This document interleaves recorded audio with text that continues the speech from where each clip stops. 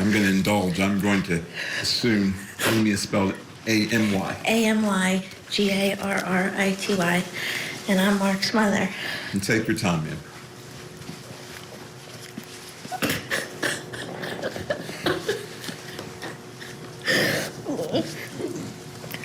Mark was born on December 6th, 1995. And he would have turned 29 years old this year. Mark had blue eyes and sandy blonde hair. And he had the bright red birthmark in the middle of his forehead. Bright red. And the doctor told me it was called an angel kiss. And from that moment, I knew Mark was an angel sent from God. And all I wanted to do was protect him. My purpose in life was to be a mom, and I was meant to be Mark's mom. Mark was born in New Jersey and lived there until he was 12 years old when we moved to Wake Forest, North Carolina, in a safe family community, raising our son with God, family, and Southern values. I was Mark's biggest cheerleader. Mark was well-liked, polite, and respectful. Mark didn't know a stranger. He cared a lot about people who struggled, especially with addiction. Mark knew how to help people, and if he didn't, he called me and asked me to help so-and-so out because they had no family, no transportation, or no money. Mark was always calling his friends and family when they least expected it, just to check in on them. Mark was an old soul. He didn't text, he called people, and he loved to listen to stories from his grandparents. He loved history. He loved watching documentaries.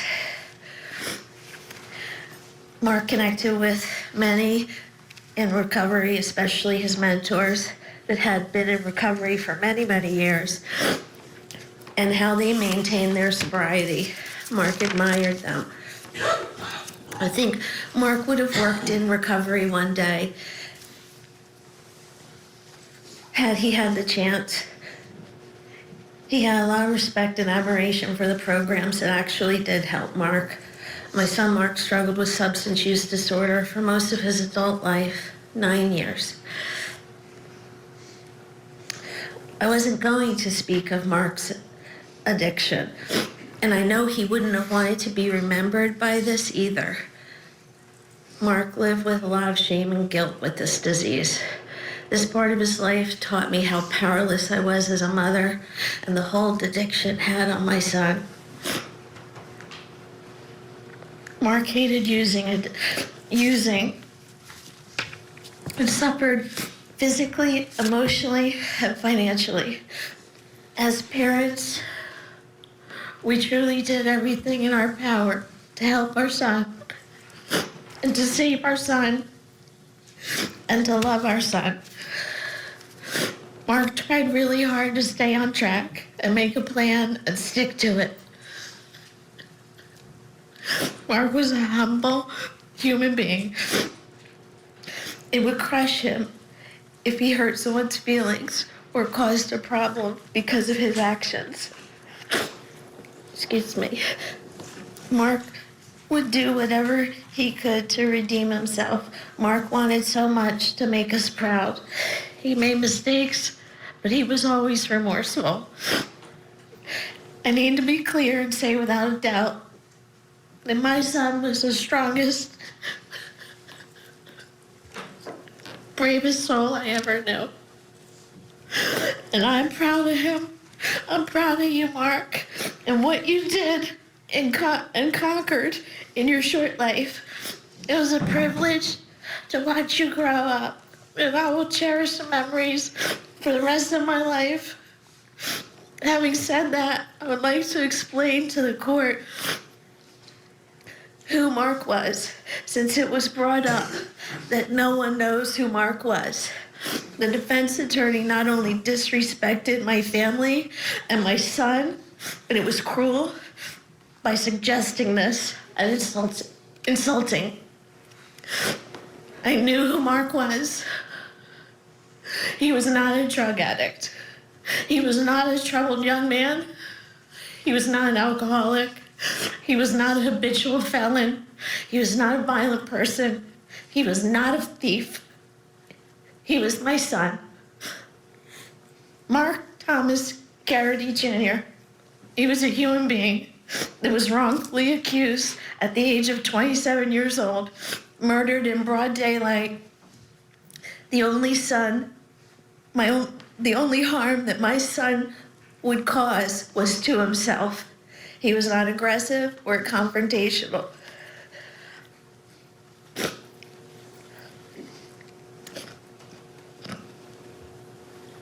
The defendant has no respect for human life, and he thought nothing of my son's life, never offered an apology, showed zero remorse, while my son was lying in the street, suffering and bleeding to death.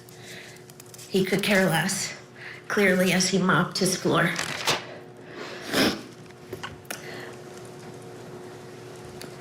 The last time I saw Mark was on April 4th, that Tuesday before he was killed. I brought him his Easter basket.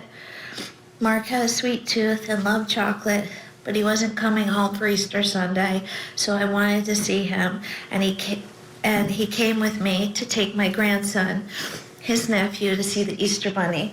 This is the last photo that I took of Mark when we took my firstborn grandson. What's your grandson's name? Grayson Garrity. And he loved being an uncle.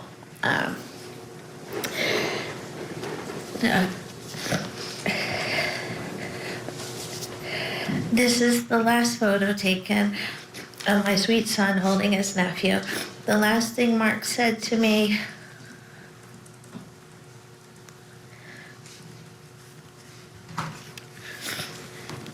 was, "Thank you, Mom. I love you." Mark died on Holy Thursday, April 6, 2023, and now our holidays will have an emptiness forever. April 6, 2023 marked the beginning of a new life filled with sadness and pain. A piece of my heart was destroyed.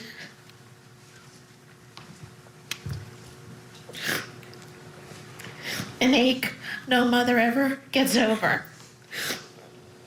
I know I will never be able to accept this senseless attack. My son was robbed of his precious life. Mark had so much to live for. He loved life.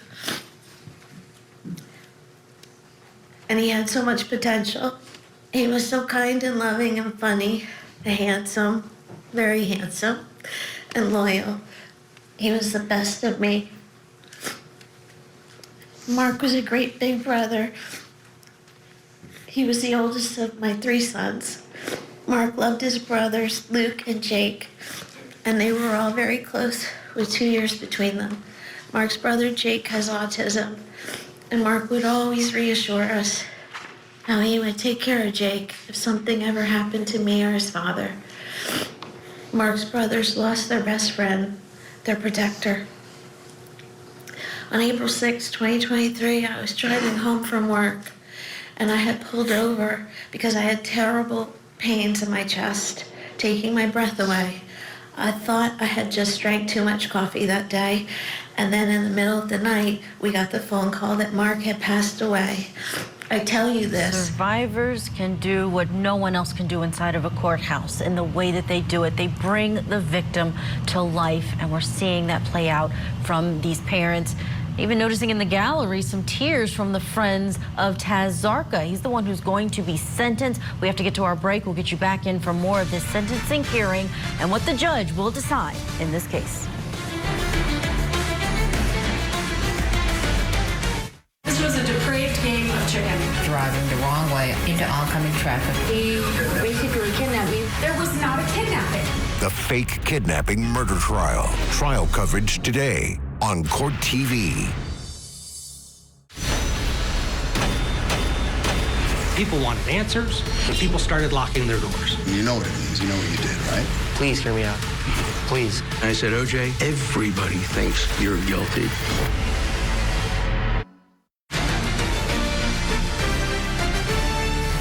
Welcome back to Court TV Live. We are waiting to learn the sentence for Taz Zarka, a convenience store owner who stabbed to death a customer that he suspected of shoplifting a Gatorade bottle. Taz Zarka yesterday was found guilty of voluntary manslaughter, and the judge in this case is going to be rendering a decision. We'll give a decision on sentencing, but we are listening to who the state is presenting, the evidence in front of this judge, victim impact statements, and we're picking it up where we left off with Mark Garrity, the victim's mother. I tell you this because I found out that Mark was stabbed at 3:40 p.m. the same time I was having chest pains. I know this was my instinct as a mother, and I was wondering why I hadn't heard from Mark that day. He called me every day. If only I could have gotten to him and held him.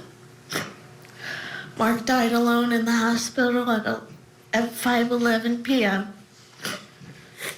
Our worst nightmare, when the events of that day were told to us, we were left with more questions than answers. Why would someone stab our son? Why was the killer not arrested for 14 days, burying our son and telling our friends and family that the monster that killed Mark was still working in the same store, business as usual? You did not take the law into your own hands.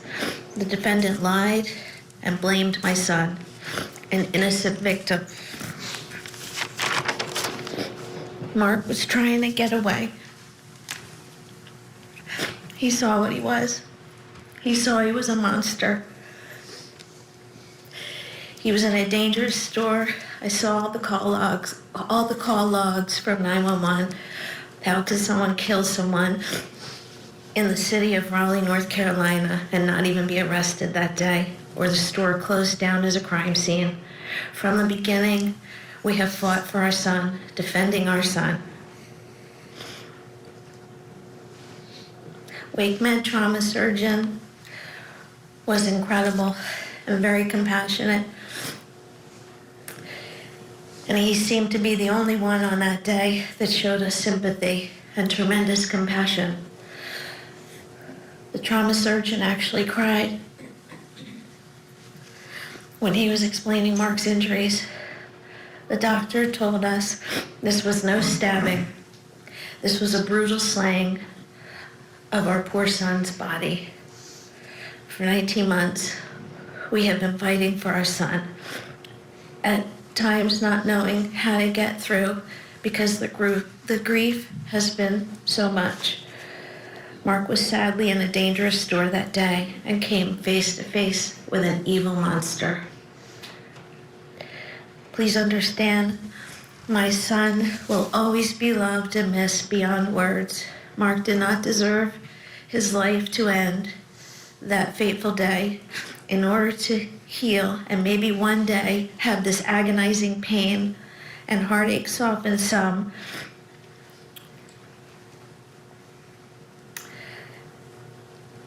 this monster needs to go away for the rest of his life. For the murder of my sweet firstborn son, Mark Garrity Jr. The consequences a coward is handed are nothing to what I have wished for him. I respectfully request the court consider a maximum sentence for taking the life of my son in broad daylight for no reason. I'll have to learn to live with my life sentence, consumed by sadness and longing for one more word, one more hug, and one more day. I'll say it again. Mark was wrongly accused and lost his life for nothing. An innocent victim. Mark was a wonderful son, brother, grandson, and friend. He is an angel, my sweet angel, my sunshine in the darkness.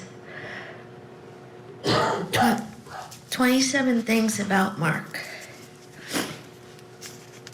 Mark loved Christmas. Mark loved his family. Mark loved the Lord Jesus Christ. Mark was a hard worker, no matter what job he had. He was dependable, respectful, and took pride in his work. Mark loved boxing and MMA, and he trained in both of these sports.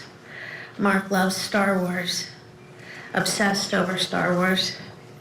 Mark had great hair, thick, sandy blonde, wavy hair from the time he was a little boy. He hated having his hair cut. Mark loved cookies, especially my homemade chocolate chip cookies. My Christmas cookies I would make every year, I would have to hide. I would have to hide them from him so that I had them to give out to people. Mark loved his Nana. He never really got over when my mother passed away 5 years ago. Mark loved our pug named Tinkerbell. But he also loved all of our pets. And a lot of our pets we acquired because Mark brought them home because he had found them.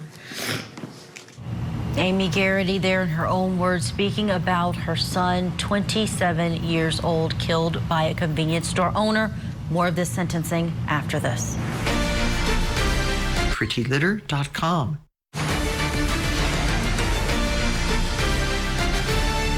Welcome back to Court TV Live. I'm Ted Rollins. Good to be with you on this Thursday. We're covering several trials, as we always do, across the country. We're in North Carolina watching the sentencing for Taz Zarka in the killing at a convenience store trial. The jury, of course, found him guilty of voluntary manslaughter. We'll get you back into the court in just a minute.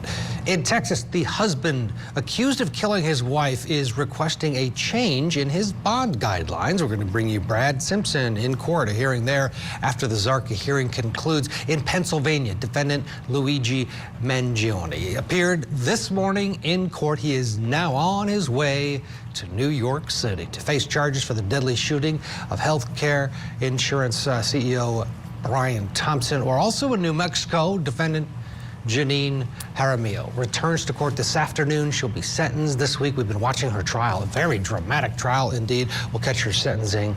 She was convicted in this case. She faced 8 charges, and we won't tell you what she's convicted of. Don't want to ruin it because we're still playing out the rest of it there, but we'll have that finished, and then we'll watch the sentencing together live. That at 4:30 Eastern time out in New Mexico. For now, though, let's go back to North Carolina. Taz Zarka getting sentenced today. We're going to pick it up with the victim's mother addressing the court. Mark always wore t-shirts and sweatpants, but no matter what, he had the best sneakers on. He loved his Air Force Ones. Mark was extremely funny and quick-wit.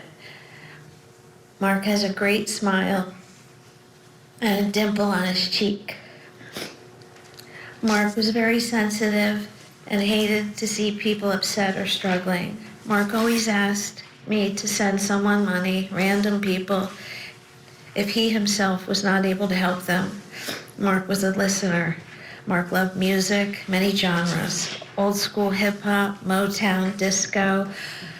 Mark loved milkshakes, especially from Cookout. Mark grew up in Wake Forest, but lived in Asheville and Wilmington, North Carolina as well. Mark loved his brothers, Luke and Jake. Mark hated the cold. Mark was afraid of heights. Mark wore glasses since he was 4 years old. Mark loved children, and he was a kid at heart. Mark loved bacon, egg, and cheese biscuits at any time, day or night. Mark could play the guitar. He took lessons for years. And number 27, Mark isn't in pain anymore, and he is perfect. And he is my son. I love you forever. I like you for always. As long as I'm living, my baby you'll be. Mark will never be forgotten. Mark left his mark on this world at only 27 years old. Thank you, ADA Patrick Latour. Thank you, Emily Boone. And thank you, Your Honor.